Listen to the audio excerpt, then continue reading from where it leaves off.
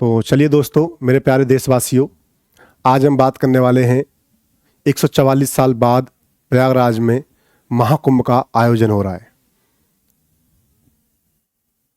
जो कि दिनांक 13 जनवरी 2025 से और 26 फरवरी 2025 तक है। महाकुंभ का आयोजन किस लिए होता है, शाही स्नान कौन कौन से दिन है, इन सब पर आपको इन्फॉर्मेशन मिल चुकी होगी। शाही स्नान के दिनांक जो थे 13 जनवरी, 14 जनवरी, 29 जनवरी, 3 फरवरी, 12 फरवरी और 26 फरवरी। आज जो मैं आपके साथ जुड़ा हूँ वो मैं इसलिए जुड़ा हूँ ताकि मैं आपको ये बताऊँ कि महाकुंभ जिस उद्देश्य से आयोजित होता है वो उद्देश्य कहीं ना कहीं फीका नज़र आ रहा है। प्रशासन ने इतनी अच्छी व्यवस्था की महाकुंभ के लिए, प्रशासन का बहुत बहुत धन्यवाद मैं करना चाहूँगा। लेकिन समझो हमारी जनरेशन का ये एकमात्र महाकुंभ है भाई, इससे पहले वाला हमने देखा नहीं, इसके बाद वाला हम देखेंगे नहीं। तो जो हमारी भक्ति है वो कहीं ना कहीं इसमें धूमिल नजर होती आ रही है। क्या महाकुंभ का आयोजन इसलिए किया गया था कि आप वहां जा करके और वीडियो बनाओ, व्लॉग बनाओ, किसी भी साधु संत का मजाक बनाओ।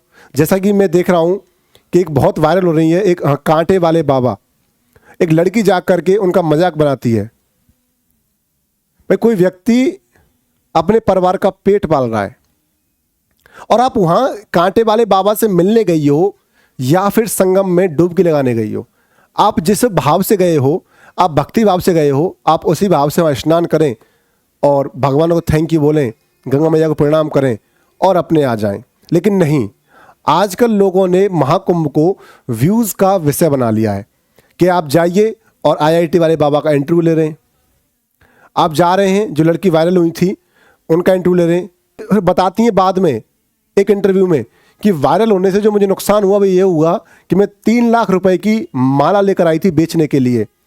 अब मैं वायरल हो गई हूँ तो केवल लोग मेरे पास बात करने आ रहे हैं, मुझसे माला कोई नहीं खरीद रहा है। और जो माला मैंने ली थी 3 लाख रुपए की, वो कर्ज लेकर के ली थी। आईआईटी वाले बाबा के बारे में बात होती है तो यानी कि कई चीज़ वायरल हो रही हैं। कोई कह रहा है कि भीड़ बहुत ज़्यादा है मत जाइए, कोई कह रहा है बहुत स्थिति खराब है।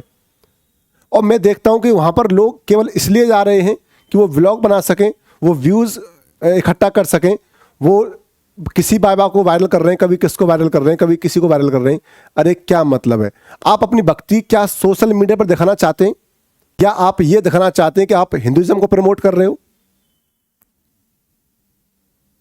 भाई भक्ति ये है कि आप जाइए, जो वहाँ की परंपरा है उस परंपरा के अकॉर्डिंग आप स्नान कीजिए और अपने जो भी काम है आपको जो करने हैं वहाँ जाकर वो काम करिए और शांति से घर आ जाइए भगवान के हाथ जोड़ करके। और ज़्यादा तो अपने याद के तौर पर 1-2 फोटो अपने खींच लीजिए। लेकिन अब वहाँ जा रहे हैं, कभी किसी वायरल कर रहे हैं कि भाई इतनी सुंदर लड़की है, कभी किसी बाबा से आप बहस कर रहे हैं, वो बाबा जो अपने बच्चों का पेट पालने के लिए वहाँ पर बैठा है, वो लड़की अपने आप को पता नहीं कौन CID में से AC प्रद्युमन समझ रही हैं। यही जो यहाँ पर मजाक बना रहे हैं वही लोग मैं देखता हूँ कॉन्सर्ट में जा कर के कितने पैसों की टिकट लेकर के और वहाँ पर एंजॉय करते हैं। मैं इन सब के बिल्कुल अगेंस्ट नहीं हूँ। मैं अगेंस्ट हूँ इस चीज़ के कि जिस तरीके से महाकुंभ का आयोजन होना चाहिए था उस तरीके से आप उसको नहीं कर पा रहे हो। प्रशासन की इसमें कोई गलती नहीं, प्रशासन ने बहुत अच्छा सफाई, देखो सफाई मेंटेन की है। कहीं ना कहीं गलती है वहाँ जो लोग जा रहे हैं केवल व्यूज़ के लिए, यूट्यूब पर व्लॉग बनाने के लिए, अपनी भक्ति को केवल सोशल मीडिया पर दिखा रहे हैं। भाई यदि आपको साधु संत से मिलकर ज्ञान प्राप्त करना है तो आप उनसे मिलकर ज्ञान प्राप्त करिए। उसको यूट्यूब पर लाइव क्यों कर रहे हैं? क्यों आप उसको इंस्टाग्राम पर लाइव कर रहे हैं? उनके पास बहुत ज्ञान, उनसे ज्ञान लीजिए। क्या साधु संत से ज्ञान बिना यूट्यूब के या बिना कैमरा के नहीं लिया जा सकता? क्या साधु संत का ज्ञान बिना यूट्यूब के नहीं निकलेगा? तो कहीं ना कहीं मैं देख रहा हूं कि महाकुंभ 2025 में जो महाकुंभ का उद्देश्य होना चाहिए उससे भटक रहा है।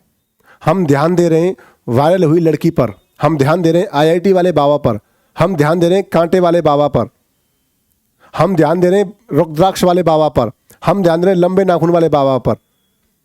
ये ध्यान है कि हम क्यों प्रयागराज कुंभ में गए थे? क्या हमारा ये उद्देश्य था कि हम वहाँ जा करके किसी बाबा से मिलें और उसको वायरल करें यूट्यूब पर? क्या हमारा ये उद्देश्य था कि किसी भी लड़की को जा करके और कहें कि सुंदर लड़की है और उससे लॉस समझें? आपके तो व्यू बन गए, लॉस किसका हुआ? आप देखो आईआईटी वाले बाबा को अखाड़े से निकाल दिया गया, अब आपको आईआईटी वाले बाबा महाकुंभ में नहीं दिखेंगे।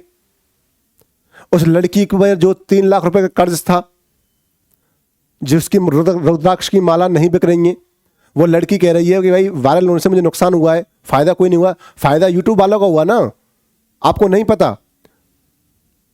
जो कांटे वाले बाबा बेचारे वो कांटे पर जैसे भी सो कर कैसे भी कुछ कर रहे थे, वो लड़की जा करके अपने आप को और सीआईडी का ऐसी प्रद्युमन समझती हैं। इसमें इसलिए मत जाओ कि आपको वहाँ जा करके व्लॉग बनाने हैं, वहाँ जा करके आपको शॉर्ट्स डालने हैं, रील्स डालनी है। महाकुंभ में इसलिए जाओ कि आपकी भक्ति भाव है तो जाइए, नहीं है तो मत जाइए। 45 करोड़ श्रद्धालु आएंगे, आपके एक के ना जाने से कुछ नहीं होगा, लेकिन जाओ केवल इसलिए कि भक्ति भाव की वजह से। कहीं मैं देखता हूँ कई लोग जो मेरे जानकार गए थे, उनका एक सिंगल फोटो नहीं है, वो गए थे भक्ति भाव से। मेरे चाचा जी गए थे, एक सिंगल फोटो नहीं है उनका। मजाक बना रख दिया तुम लोगों ने, सोशल मीडिया तक सीमित कर दिया महाकुंभ 2025 को।